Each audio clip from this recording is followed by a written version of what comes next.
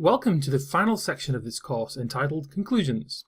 In this section we'll talk about building on our example, and in this topic we'll discuss how we can evolve our application and the kind of issues we'll encounter as the code base increases in size, and then we'll wrap up with some conclusions, and in this final topic we'll talk about the next steps to take in your Haskell learning process. Welcome to this video entitled Building on our Example. In this video we'll look at user interface options for our application, moving the application to the web, moving the data to a database, and scaling up the code base. Currently, our to-do list application is managed exclusively from the command line. For my own personal purposes, I like the application this way since I spend a large amount of my time working in the terminal. However, for those who wish to move to other types of user interface, there are several options.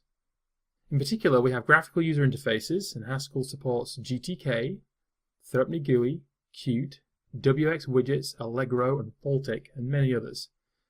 And these frameworks have varying degrees of portability and varying levels of maturity, though GTK is probably the most commonly used.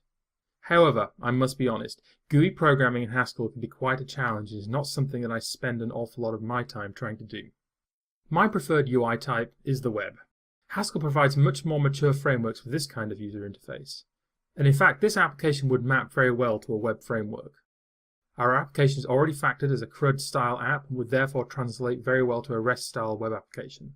And the first three of the frameworks listed here, Yesod, Hapstack, and Snap, enable us to write traditional server-side HTML web applications. These are applications in which the server generates HTML pages using a server-side templating framework or similar.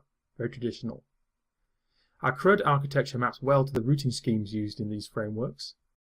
Furthermore, Scotty and Servant, the fourth and the fifth items listed here, are primarily designed to implement REST application servers, and again our CRUD architecture would map very well to the REST routes used in these frameworks. And typically these would serve a JSON API to a front-end application. Such a front-end application could be a single-page web app written in any language, including Haskell.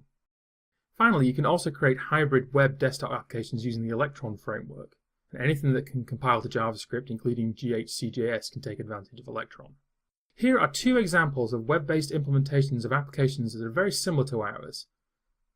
We have Reflex to do MVC and Haste to do MVC. And this is the GitHub page for Reflex to do MVC. So you can clone this project and build it and take a look. Similarly, this is the GitHub page for Haste to do MVC. These are both implementations of applications that are very similar in principle to our to-do command line app. Our application currently uses a flat file and YAML for storing its to-do list. This works just fine for small to-do lists, but as the amount of data scales up, this might become a problem. For example, every operation currently reads the entire to-do list into memory. And every add, remove, or update operation involves a linear scan over a singly linked list. So therefore, for large amounts of data, a database might be more appropriate. And Haskell has high-quality bindings to the following databases, among many, many others. SQLite, this is perhaps the most appropriate for a command-line database since it has low overhead and is easy to embed. PostgreSQL would be a good choice for a full relational database with high-performance transactions and multi-user capabilities. And then MongoDB is great as a high-performance multi-user database and is schemaless, which makes it straightforward to add fields to our to-do items over time. And so either PostgreSQL or MongoDB, or SQLite for that matter, would work well for a web-based version of our to-do application. Finally, as the application grows in size, there are a few considerations that will make managing the code easier. The most obvious first step will be to split our single source file program into multiple modules. And we can take advantage of umbrella modules that we've discussed in previous videos.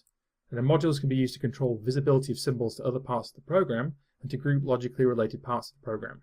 And the first step I would take in this area would be to extract all the to-do list related types into a separate types module. Then I would extract all the command functions into a commands module. Then I would move all the command line parsing into a separate module. And this would leave a bare bones main module to coordinate all of these activities. Secondly, we can also split our program into multiple targets. And one approach would be to place all of the to-do specific bits into the project's main library and to leave all the command line specific parts in the main executable target. And this would have two main advantages. Firstly, it would enable the to-do list code to be reused by different versions of the application, say a command line version and a web-based version. And secondly, it would speed up the build process. Third, splitting into multiple packages could also speed up the build process and allow an even greater degree of reusability of the application's components. Fourthly, I would encourage in-source file documentation using Haddock as the project gets larger. And fifth, tests, very, very important. And Haskell has many high-quality test frameworks. HSpec, QuickCheck come to mind. There are many others. You can also do inline tests where you describe the behavior of functions in documentation comments and run them as tests using the doctest package.